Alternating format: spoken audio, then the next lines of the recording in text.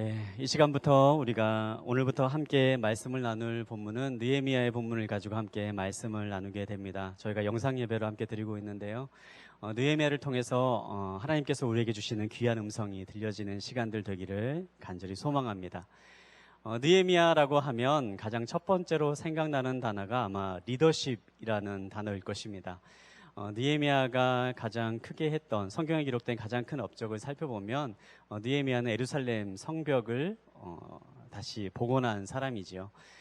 예루살렘 성벽은 예루살렘 성전이 파괴된 기원전 586년으로부터 약 100여 년 동안 방치되어 있었습니다. 수많은 사람들이 이 예루살렘 성벽을 다시 세우기 위한 노력들을 했지만 그때마다 번번이 좌절되었지요. 그런데 그 성벽을 세운 사람이 바로 이 느헤미야입니다. 느헤미야는 52일 만에 이 성벽을 다시 세우는, 보수하는 일을 행하게 됩니다. 하나님께서 주시는 귀한 리더십이 아니고서는 불가능한 일일 것입니다. 또 한 가지 느헤미야를 생각하면 또 한 가지 단어가 떠올라지는데요. 하나는 비전이라는 말이지요.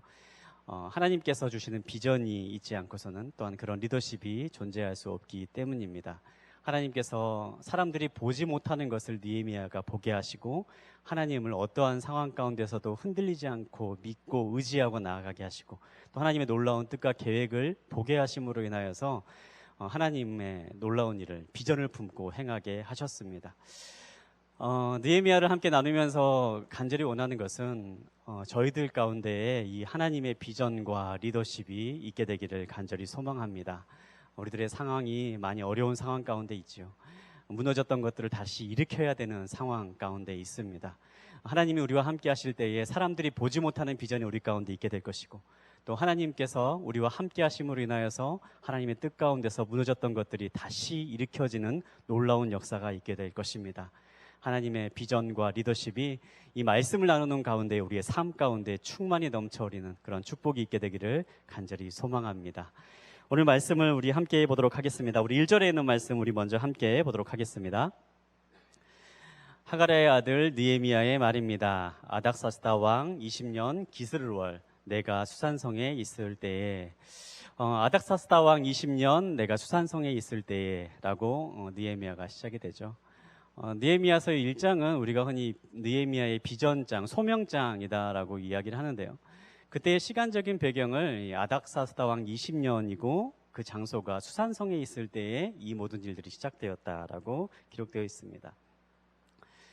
이스라엘 역사를 살펴보면요. 기원전 586년에 예루살렘 성전이 완전히 무너지게 되고 남유다 왕국이 완전히 바벨론에 의해서 파괴되고 멸망당하는 사건을 겪게 됩니다. 그리고 유다 사람들이 다 바벨론으로 포로로 잡혀가는 역사를, 수모를 겪게 되죠. 바벨론에서 70년 동안의 포로 생활을 하게 됩니다. 이 기간 동안 하나님께서는 이스라엘 백성들이 다시 하나님의 손에 의해서 회복될 것이다 분명히 약속해 주십니다. 에레미야 선지자를 통해서 또 이사야 선지자를 통해서 하나님의 구원의 계획이 그들 가운데 있을 것이다 라는 분명한 위로의 메시지를 전해주시죠. 그리고 이 역사가 70년이 지난 이후에 바벨론 이후에 세워진 페르시아 왕국에 의해서 다시 이루어지는 것을 우리는 성경의 역사를 통해서 볼 수 있습니다.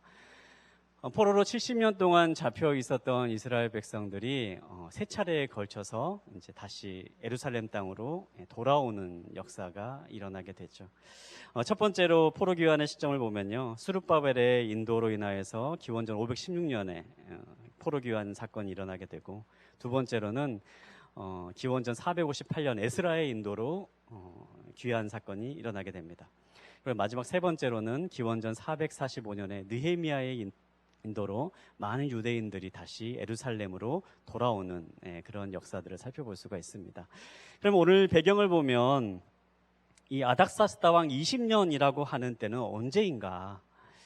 이 아닥사스다 왕 20년이라고 하는 때는요, 앞서 본 이제 2차 포로 귀환 시기가 이 기원전 458년이었는데요. 이때를 역사학자들의 말에 의하면 아닥사스다 왕 7년에 일어난 사건이었다라고 이야기를 해요. 그리고 이제 그로부터 이제 13년 정도 시간이 지난 이후에 오늘 본문의 사건이 시작되는 것을 우리는 볼 수가 있습니다. 근데 여기서 이제 한 가지 좀 말씀을 우리가 살펴보길 원하는 부분이 있습니다. 느헤미야의 심정이 과연 이때 어땠을까? 느헤미야의 마음이 과연 어떠했을까? 이스라엘 백성들은 이 포로로 잡혀 있는 기간 동안 간절히 바라는 것이 있었어요. 그건 바로 하나님께서 약속하신 예루살렘의 회복이었습니다. 하나님께서는 분명히 이스라엘 백성들에게 약속하셨고, 시간이 되어 하나님의 때가 되었을 때에 그들의 나라를 회복할 것이다, 분명하게 선언해 주셨고 말씀을 주셨습니다. 이 말씀을 붙잡은 유대 사람들, 이스라엘 사람들은 하나님께서 언제 과연 이 일을 행하실 것인가 간절히 기대하는 마음이 있었고요. 그리고 하나님을 섬기는 많은 사람들은 자신이 그 하나님의 그 약속이 이루어지는 것을 소망하며 나의 삶 가운데 다시 예루살렘 땅으로 돌아가서 다시 하나님을 예배하고 하나님의 백성으로서의 삶을 살아가기를 간절히 기대하는 마음들이 그들의 마음 가운데 모두 있었다라는 사실입니다. 그런데 느헤미야는 어땠을까요? 우리가 오늘 본문에 있는 말씀을 계속해서 살펴보겠지만 느헤미야야말로 정말 그 마음 가운데 그 하나님의 약속을 소망하는 사람이었습니다. 느헤미야야말로 그 하나님의 그 약속이 자신의 삶 가운데 이루어지기를 소망하는 사람이었습니다. 예루살렘 회복을 간절히 바라는 사람이었고 하나님의 백성이 다시 한번 일어나기를 간절히 소망하는 사람이었다라는 것이죠. 그런데 느헤미야는 지금 수산성에 머물러 있습니다. 그는 그에 앞서 13년 전에 수많은 사람들이 그들이 꿈꾸던 예루살렘으로 돌아가는 것을 지켜봐야만 하는 그런 상황 가운데 있었습니다. 그는 고국으로 돌아가지 못했습니다. 그의 마음 가운데 간절한 기도의 제목이었던, 그의 마음 가운데 너무나도 소망이었던 예루살렘 땅으로 돌아가지 못한 채 그는 페르시아 땅 수산성에 머물러 있는 상황에 있었던 것입니다. 여기서 우리가 한 가지 함께 나누기를 원하는 것은요, 나의 계획이 이루어지지 않는 순간에도 하나님의 계획은 계속해서 이어지고 있다는 사실입니다. 느헤미야의 간절한 기도의 제목이 이루어지지 않는 순간이죠. 느헤미야는 고국으로 돌아가고 싶었지만 그는 여전히 페르시아에 머물러 있었습니다. 주변에 있던 많은 사람들이 예루살렘에 돌아가는 그 광경을 지켜보면서 그저 나는 언제쯤 돌아갈 수 있을까 기약 없이 그렇게 계속해서 기도하고 있었던, 정말 간절히 원했던 것들이 이루어지지 않고 있는 상황 가운데 있었습니다. 그러나 하나님께서는 바로 그 느헤미야를 통해서 새로운 일들을 계획하시고 새로운 역사를 이루어가고 계셨다라는 사실입니다. 요한복음 11장을 보면요, 나사로의 이야기가 나옵니다. 나사로가 갑자기 병이 들어서 죽게 된 사건이 나오고 있죠. 그때 나사로의 누이였던 마르다와 마리아가 급히 예수님을 찾습니다. 그리고 예수님이라면 이 나사로를 다시 고치실 수 있을 것이다 라고 생각을 하고 사람들을 예수님께 보내지요. 예수님께서는 이 마리아와 마르다가 보낸 사람들을 만나시죠. 그리고 나사로가 병들었다, 위중하다라는 소식을 듣게 됩니다. 그런데 이상하게도요, 요한복음을 보면 예수님께서는 이틀이나 아무 이유 없이, 특별한 이유 없이 나사로의 집을 찾아가지 않으시는 걸로 나와요. 그리고 시간이 흘러서 나사로는 결국 병으로 인해 죽게 됩니다. 이틀 뒤에 찾아오신 예수님이 보셨던 것은 나사로의 무덤이었지요. 나사로가 이미 죽었다라는 사실입니다. 사실 이 사실은 마르다와 마리아에게는 굉장히 큰 충격이었을 거예요. 예수님이 제때에 오시기만 했다면 자신의 오빠인 나사로는 충분히 살 수 있었다라고 믿었기 때문입니다. 그런데 예수님은 오시지 않았어요. 이때 실망이 얼마나 큰지 우리가 성경 말씀을 좀 행간을 읽어서 좀 살펴보면 알 수가 있는데, 예수님 찾아오신 예수님을 이제 마중 나간 사람이 이제 마르다라고 기록되어 있어요. 그런데 이제 성경을 보면 예수님을 정말 뜨겁게 사랑하는 사람은 마리아였던 걸로 나오거든요. 이 마리아는 예수님의 발을 이제 유황으로 닦고 자신의 머리로 이렇게 닦을 만큼 예수님을 정말 사랑했던 사람입니다. 평소 같았으면은 가장 먼저 뛰어나올 사람이 마리아였겠지요. 그런데 이 장면은 이상하게 마르다가 뛰어나오고 있어요. 마리아는 예수님을 만나러 나오지 않고 있습니다. 그의 마음 가운데 굉장히 큰 슬픔, 그의 마음 가운데 있는 예수님에 대한 일종의 배신감, 그런 거 있었을 수도 있었겠죠. 마르다와 마리아의 계획에서는 예수님이 빨리 와서 병든 나사로를 치유하는 것을 꿈꿨을 것입니다. 그런데 예수님의 계획은 거기에 있지 않았지요. 예수님의 계획은 나사로가 병이 들어 죽은 이후에 죽은 나사로를 다시 살리심으로 인하여서 예수 그리스도께서 모든 생명을 주관하신 분이심을 세상 가운데 선포하는 것을 원하셨던 것입니다. 그것이 바로 하나님의 계획이었지요. 마르다와 마리아는 예수님의 계획을 모르고 있었습니다. 그러나 예수님은 더 큰 계획을 가지고 있으셨습니다. 나사로가 죽는 그 순간에도 예수님의 계획은 계속해서 진행되고 있는 상황이었던 것이지요. 사랑하는 여러분, 지금 우리가 처하고 있는 상황이 어떠한 상황 가운데 있습니까? 어쩌면 나의 계획이 틀어져 있고 나의 계획이 이미 무너져 있는 것 같고 나의 계획이 실패한 것과도 같은 실망스러운 상황 가운데 있지는 않습니까?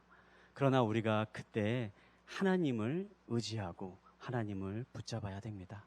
하나님께서는 나의 계획이 실패하는 그 순간에도 우리의 삶의 계획을 가지고 계십니다.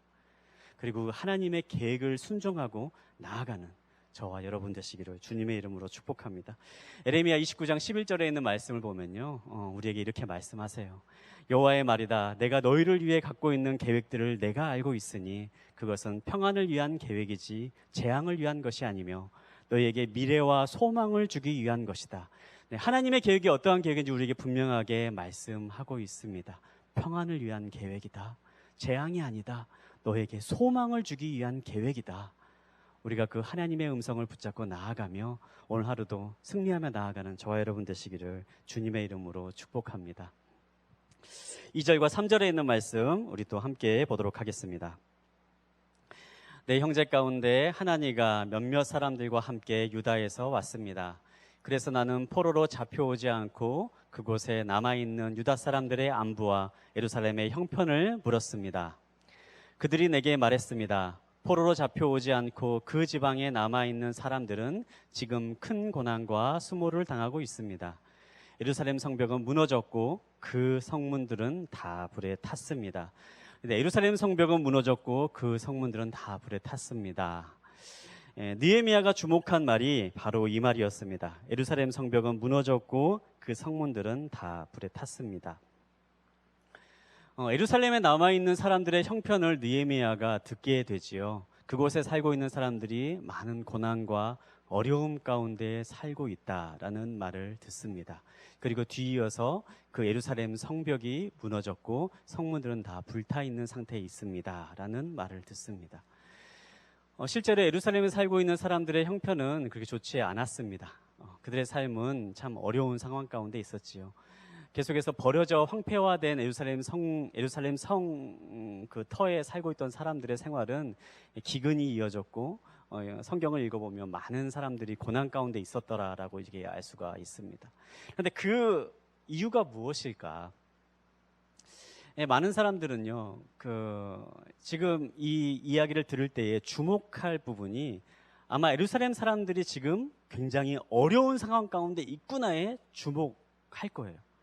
지금 그들이 먹을 것이 없는 상황 가운데 있다. 그들이 어려움 가운데 있다. 고난 가운데 있다. 라는 것에 주목하는 것이 대부분의 사람들의 반응입니다. 그런데 느헤미야는 이 가운데 예루살렘 성벽은 무너졌고 그 성문들은 다 불에 탔습니다. 라는 말에 주목하게 됩니다.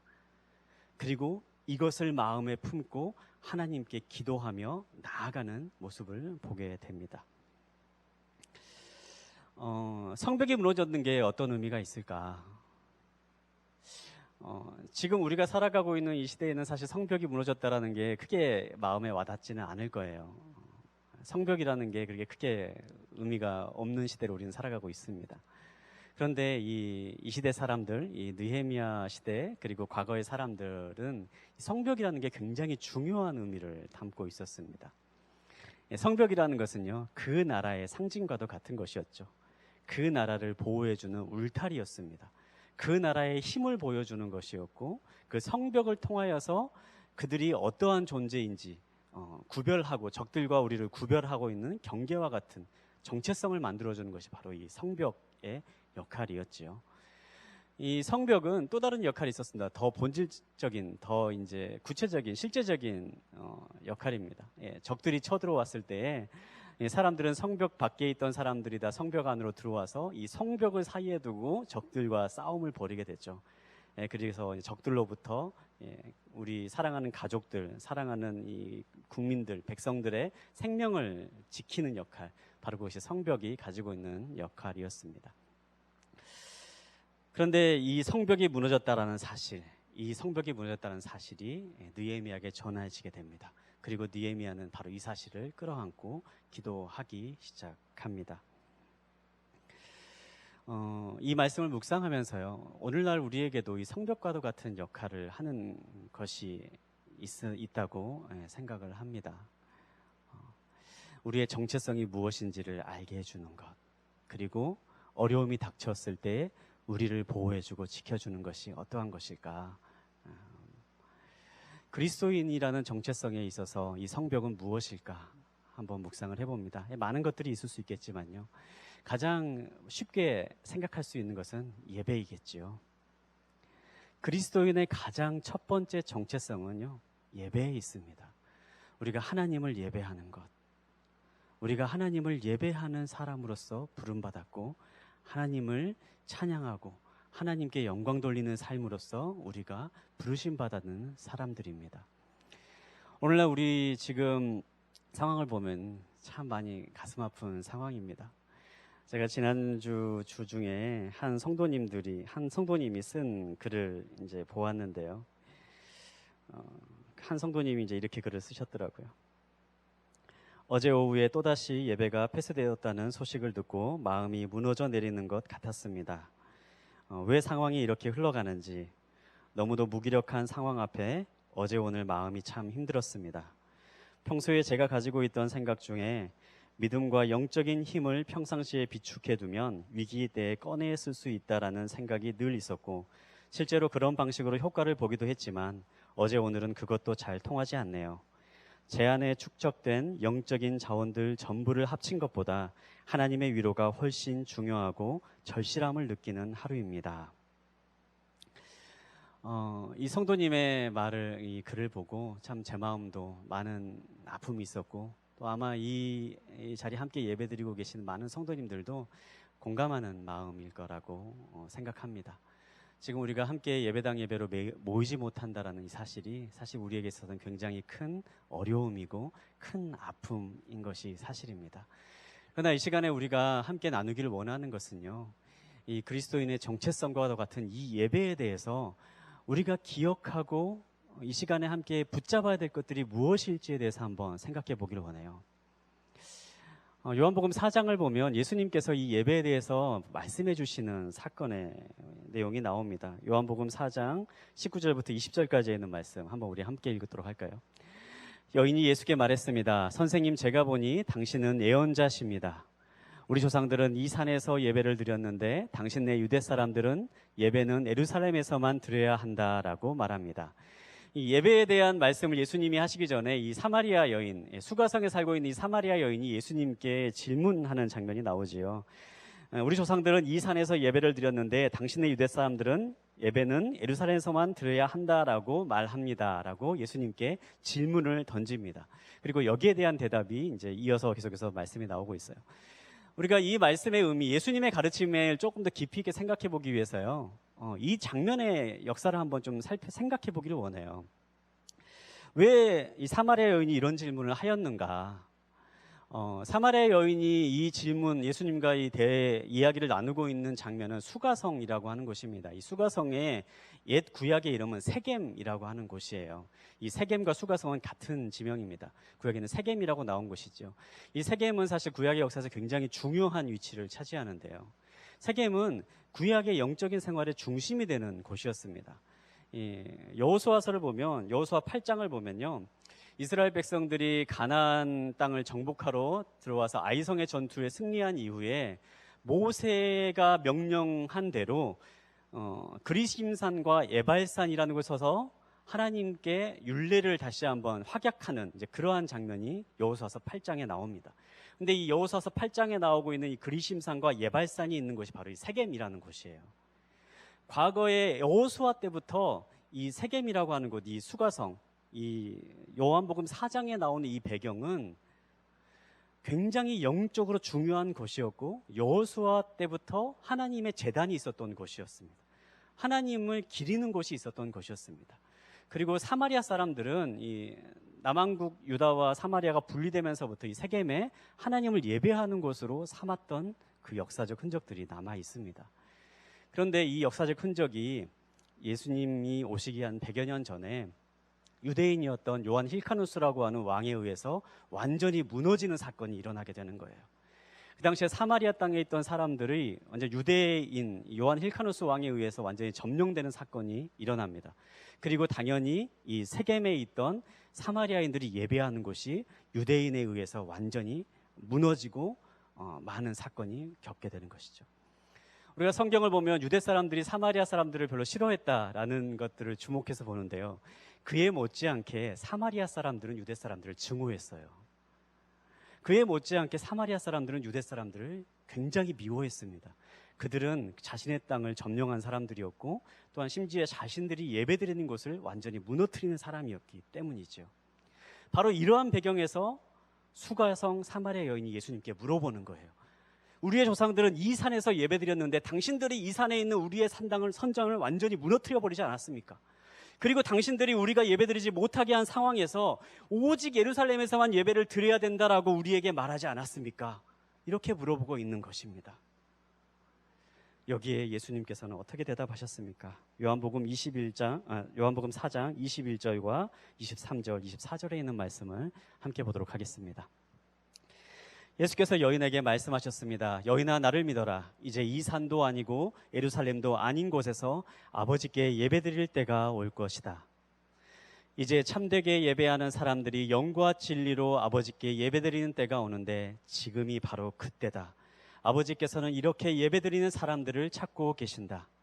하나님은 영이시니 하나님께 예배드리는 사람은 영과 진리로 예배드려야 된다. 아멘. 23절에 있는 말씀 한번 띄워놔 주시겠어요? 예수님께서 말씀하십니다. 우리가 어디서 예배드려야 됩니까? 당신들이 우리의 예배 처소를 완전히 무너뜨렸습니다.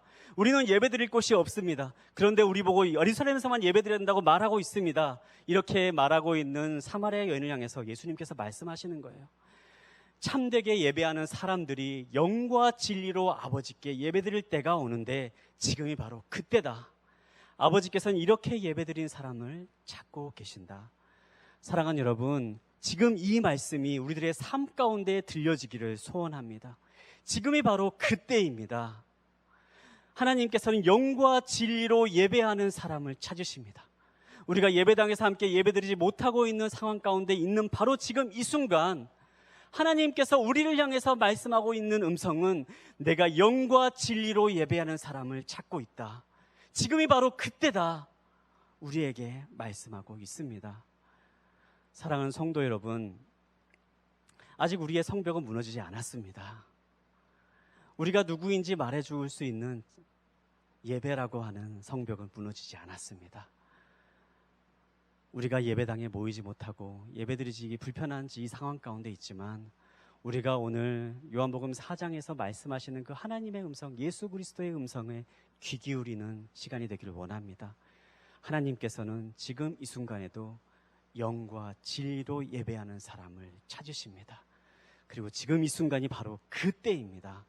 우리가 이 음성을 붙잡고 하나님 앞에 예배하러 나아가는 자리를 포기하지 않는, 계속해서 예배당 예배를 사모하며 예배를 마음에 품고 중보하며 주님 앞에 영과 진리로 나아가는 저와 여러분 되시기를 주님의 이름으로 축복합니다. 계속해서 4절에 있는 말씀 우리 한번 함께 보도록 하겠습니다. 나는 이 말을 듣고 그만 주저앉아 울고 말았습니다. 나는 몇 날 며칠 동안 슬픔에 잠긴 채 금식하면서 하늘의 하나님 앞에 기도하며 말했습니다. 네. 예루살렘 성벽이 무너졌습니다.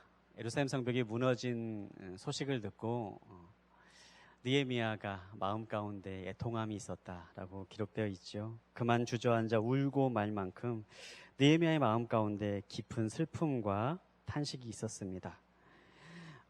그런데 우리가 주목하기를 원하는 것은요, 그 다음에 느헤미야가 했던 행동입니다. 4절에는 말씀을 보면 그가 금식하며 하늘의 하나님 앞에 기도하며 말했다라고 이렇게 기록되어 있죠. 많은 사람들은 고난과 고통의 소식을 듣게 되면 첫 번째로 생각하는 게 이게 왜 이런 일이 우리 가운데 일어났나를 생각을 합니다. 왜 이런 일이 일어났나, 뭐 이유를 찾고 원인을 알아야지 대책을 세울 수 있다라고 생각하는 건데요. 그런데 많은 사람들이 하는 행동을 보면요, 그냥 자신의 마음 가운데 있는 그 분노, 자신의 마음 가운데 있는 고난과 고통을 어딘가 쏟아놓을 대상을 찾는 것 같아요. 어딘가 그 내 마음 가운데 있는 이 슬픔과 분노를 쏟아놓을 수 있는 어떤 대상을 찾아서, 어떤 희생양을 찾아서 그렇게 우리가 생각을 하고 있지 않나. 이유와 원인을 알아야 된다라는 그런 이야기를 하면서 그렇게 하고 있지는 않나 생각을 해봅니다. 그런데 오늘 본문에 있는 말씀을 보면요, 예레미야는 그 슬픔을 끌어안고 하나님 앞에 나가 금식하며 기도했다라고 기록되어 있습니다. 우리가 기억하기를 원하는 것은요, 하나님의 사람은 애통하는 마음을 가지고 기도의 자리로 나아가는 사람입니다. 그리고 기도의 자리로 우리가 주님 앞에 나아갈 때에 하나님께서 우리의 삶에 놀라운 새로운 비전과 꿈, 하나님의 일을 행하시는 것을 볼 수가 있지요. 우리 5절부터 7절까지 있는 말씀, 느헤미야의 기도 부분을 함께 보도록 하겠습니다. 하늘의 하나님 여호와 크고 두려운 하나님이여, 하나님을 사랑하고 그 계명을 지키는 사람들과 맺은 사랑의 언약을 지키시는 하나님이여, 주의 종들인 이스라엘 백성들을 위해 주의 종이 밤낮으로 주 앞에 기도하니 주께서는 귀를 기울이시고 눈을 떠서 이 기도를 들으소서. 저와 제 조상의 집을 비롯해 우리 이스라엘 족속이 주님을 거역했던 죄를 고백합니다. 우리가 주께 매우 악하게 굴었습니다. 주께서 우리 종 모세에게 주신 계명과 율례와 규례를 우리가 지키지 않았습니다. 이 느헤미야의 기도를 보면요, 우리 집중된 부분이 바로 느헤미야의 회개의 부분입니다. 죄를 고백함, 6절에 죄를 고백합니다. 7절에 매우 악하게 굴었습니다. 우리가 지키지 않았습니다. 이 죄악들을 하나님께 회개하고 있죠. 그리고 5절부터 7절까지는 말씀을 보면 또 하나 우리가 주목하길 원하는 것은요, 느헤미야가 회개하는 것들을 표현할 때에 우리라는 표현을 계속해서 사용하고 있다는 거예요. 저와 제 조상의 집을 비롯해서 우리 이스라엘 족속이 주님을 거역했던 죄를 고백합니다. 우리가 주께 매우 악하게 굴었습니다. 우리가 지키지 않았습니다. 계속해서 우리라고 이야기를 하고 있죠. 이 장면을 생각해 볼 때 사실 이게 느헤미야의 죄입니까? 느헤미야의 죄입니까? 예루살렘 성전이 멸망한 것, 예루살렘에 있는 사람들이 고통을 받는 것, 그것이 느헤미야의 죄입니까? 사실 느헤미야가 직접적인 죄를 저지른 건 없지요. 근데 그럼에도 불구하고 느헤미야는 계속해서 저와 제 조상의 죄를 주님 앞에 고백합니다. 우리가 주님 앞에 죄를 지었습니다. 우리가 주님의 율례와 규례를 지키지 않았습니다. 계속해서 이렇게 말하고 기도하고 있는 것을 볼 수가 있습니다.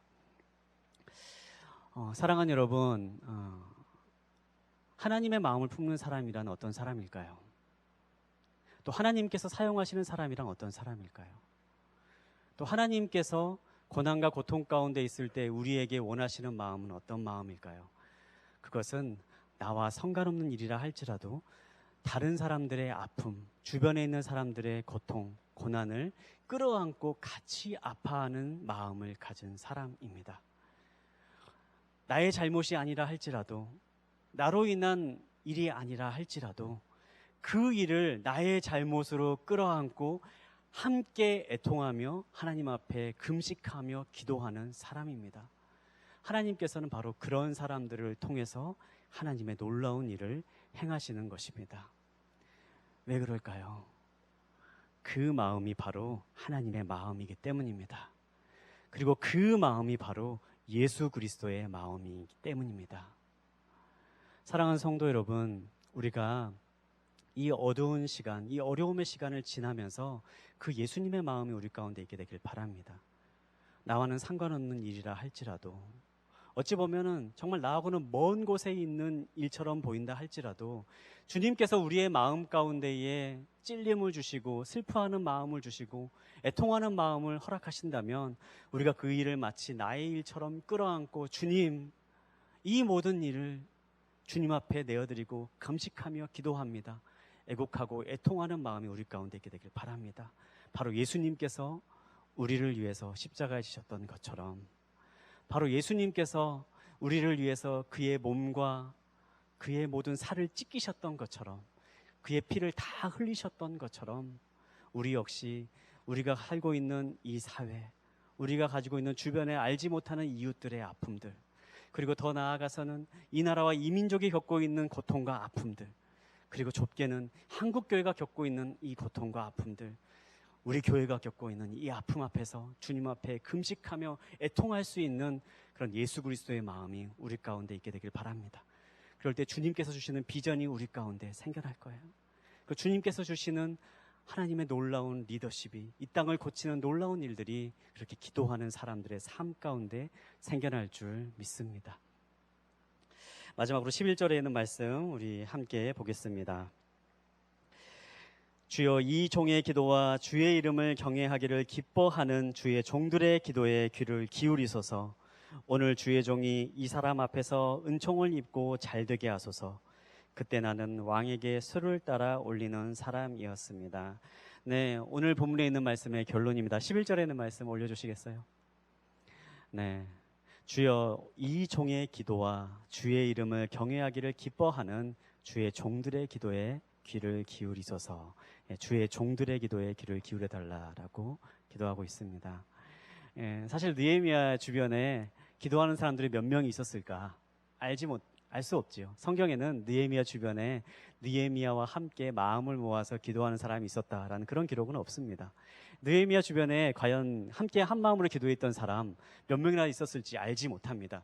그런데 분명한 것은 느헤미야는 그가 하나님 앞에 예루살렘에서 기도하는 바로 그 순간 자신이 알지 못하지만 수많은 주의 종들이 함께 기도하고 있음을 기억하는 사람이었습니다. 사랑하는 성도 여러분, 우리가 이 어려운 시기에 하나님의 마음을 품고 함께 기도하게 되길 원합니다. 이 안타까운 상황과 안타까운 이 상황 가운데서 예수 그리스도의 마음을 품고 함께 기도하는 시간 되길 원합니다. 그리고 한 가지 분명한 사실은요, 우리가 알지 못하지만 우리와 동일한 마음을 가지고 지금 이 순간에도 함께 기도하는 주의 종들이 있다는 사실을 기억하십시오. 여러분이 있는 그곳에서 우리가 함께 무릎 꿇고 기도할 때에 우리가 서로 말하지 않고 이야기하지 않았지만 우리가 한 마음으로 지금 이 상황을 애통해하며 애곡해하며 이 어려운 시간을 주님 앞에 내어드리며 주님의 회복을 간절히 구하며 기도하는 수많은 믿음의 동역자들이 함께 무릎 꿇고 기도하고 있다는 사실을 기억하십시오. 그리고 주님께서는 오늘 본문에 있는 말씀처럼 주의 종들의 모든 기도에 귀를 기울이시고 지금에 있는 모든 어려움 가운데서 회복의 길을 계획하시고 인도하신다라는 것을 기억하며 함께 기도하십시오. 그럴 때 하나님의 놀라운 역사가, 예루살렘 성벽을 52일 만에 다시 일으켜 세우셨던 그 놀라운 기적의 역사가 우리의 기도를 통해서 시작되며 이루어지게 될 줄 믿습니다. 이 시간 우리 함께 기도하겠습니다. 이 시간 우리가 함께 기도할 때에 함께 주님, 이 안타까운 상황과 이 어려운 상황들을, 이 고난의 순간들을 주님 앞에 내어드리며 기도하기를 원합니다. 나의 아픔뿐만 아니라 주변에 있는 많은 안타까운 상황들까지도 다 끌어안고 주님 앞에 나아가길 원합니다.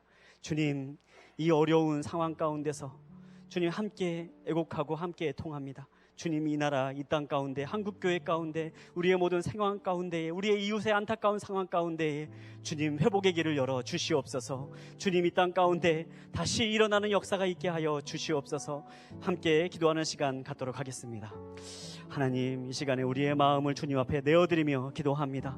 하나님, 이 나라 이 땅 가운데 있는 이 안타까운 상황, 한국교회 가운데 있는 이 어려운 상황, 우리의 주변의 이웃 가운데 있는 많은 어려운 상황, 이 고난과 어려운 상황을 우리가 함께 안으며 기도하며 주님께 나아갑니다. 하나님, 이 땅 가운데 온전한 회복의 역사가 일어나게 하여 주시옵소서. 인간의 계획이 무너져 있는 상황 같다 할지라도 하나님의 계획은 계속해서 진행되고 있는 것을 믿사오니 하나님, 그날이 속히 일어나게 하여 주시고 하나님의 사람들을 다시 일으켜 세워주시고 하나님의 뜻이 이 땅 가운데 온전히 일어나는 역사가 있게 하여 주시옵소서. 우리의 가정 가운데 있게 하여 주시옵소서. 우리의 이웃 가운데 있게 하여 주시옵소서. 한국교회와 우리 교회 가운데 있게 하여 주시옵소서. 이 나라 이민족 가운데 일어나게 하여 주시옵소서.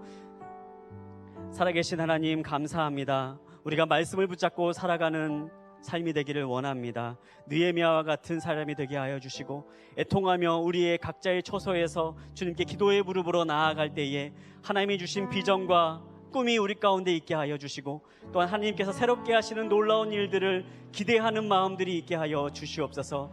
우리의 기도를 받아주시고 우리의 모든 결단과 우리의 삶을 받아주시옵소서. 주님, 역사하여 주시옵소서. 살아계신 예수 그리스도의 이름으로 기도합니다. 아멘.